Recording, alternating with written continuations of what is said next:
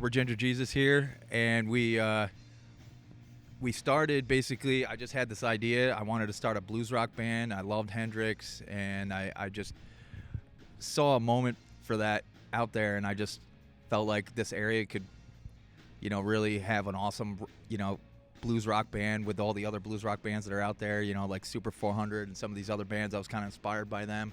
My father was a big influence on me too with the blues and rock stuff, always around that. So decided I want to start a band, so I started writing riffs and playing stuff, and then I had to find these guys to make it happen. And that was kind of a long journey a little bit, but I started going to blues jams and started going to places and finding people with like minds that wanted to play. And Austin was the first guy here.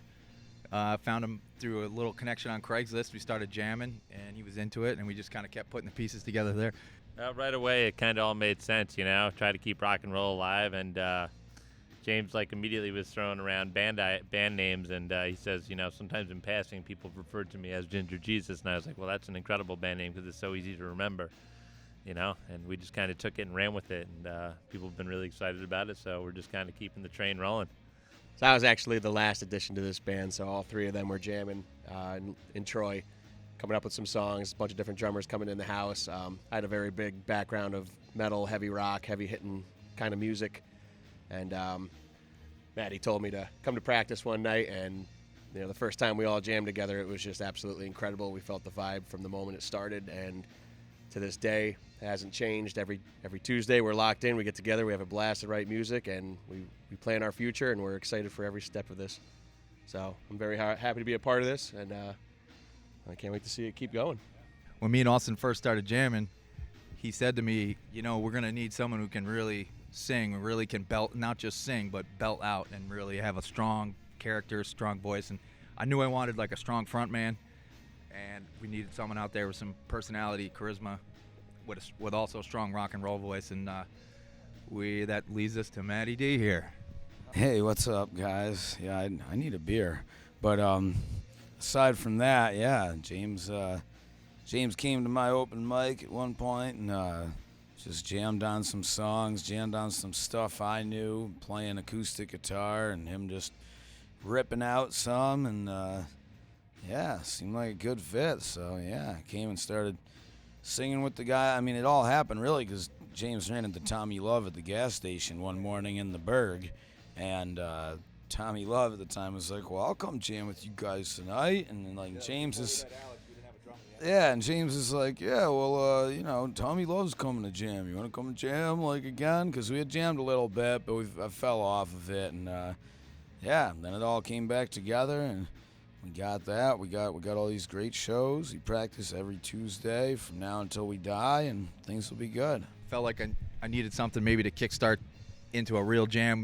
We were kind of jamming on stuff that I had written on the computer, but hadn't had a full-on band jam. So when Tommy Love offered himself to come and play drums for us, I knew that was the thing we needed to kind of kickstart it into actually jamming like a band. Before that was the hardest thing, is finding the drummer, kind of pulling it all together so we could actually play in a live setting. So once that happened, that kind of showed us that we're like, wow, okay, we do have something here. We knew Tommy Love was a busy guy, and he probably wasn't going to be the permanent drummer, but we had a lot of fun jamming with him, and he helped us get it off the ground and gave us some good old school advice. He's an old school rock legend from the local area, and so with his blessing, he kind of gave us his blessing and told us we had something good going. So when we found Alex, that was the final piece. We needed that was the same thing with that. Tommy Love told me the same thing. He's like, you guys need somebody who hits hard, like John Bonham or Ginger Baker, somebody plays heavy rock drums. So me and Alex both have a metal background. I'm currently still in a metal band, Assault on the Living, but very different genre. They're kind of really two different worlds, and I like that about it. I like that, that's one world. Ginger Geezus is a different world, and it's a totally different vibe, different playing. So they both have their place in different areas, but since we started playing shows, I was kind of more hesitant and wanted to not play shows right away and kind of practice, but these guys are like, let's get out there. And as soon as we got out there, it just made sense to just keep playing and just went from there. We got tons of offers, just kept rolling in.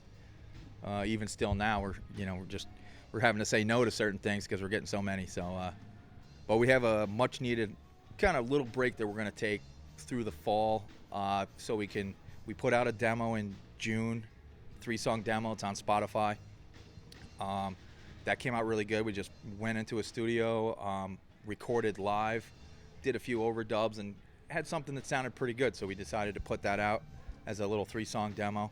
And then, but now in this little downtime period, we're going to take our time and sort of like go into studio mode and write more songs and try to put out a full-length album, hopefully sometime early next year or probably next summer. But yeah, we got already stuff lined up for next year too, so we got a lot going on. It's been kind of happened so fast. It's kind of crazy. It was like a blur, but it's been really good. Thanks to the Glove Theater. So this is like it's kind of like a culminating moment here, playing at the Glove on this big stage. Nice big stage, nice cool old school theater like this. So we're pretty excited to get out there and rock it out. Blow the Roof Off, Ginger Jesus original.